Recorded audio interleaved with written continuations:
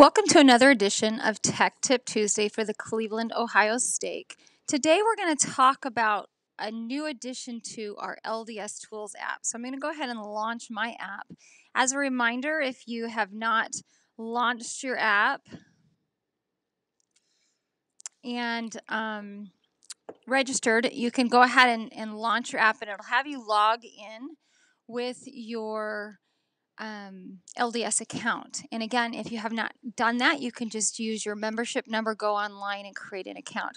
So I'm logged in. It just comes up to my normal directory. As a reminder, at the bottom, we've got a directory, and in the top center, we can switch it between the wards in our stake, or we go to the entire stake. We have an organization button, so we could look for specific areas in either our stake, or again, if I click up there, I can switch to a ward, and I could look for a ward.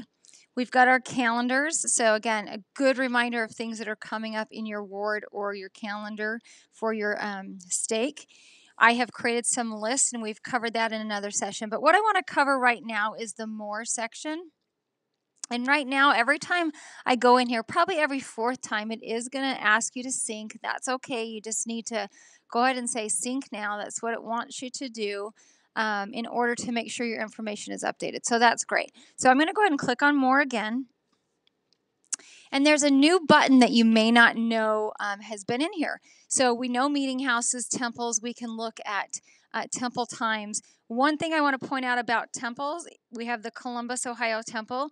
You'll want to make sure, if you haven't gone for a while, that you go and check on the endowment sessions. They've changed the times. So it's no longer a 6 o'clock and an 8 o'clock session. So if you look at the upcoming sessions here, it's 6 o'clock and 7:30.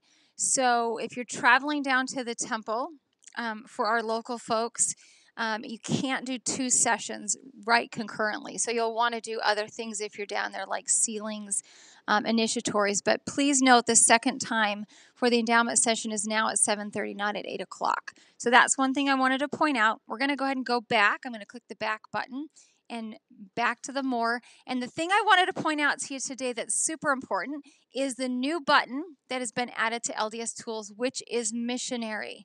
So under More on your iOS device or on your Android. On your Android, you might have to click some lines at the top, but I'm using an iPhone.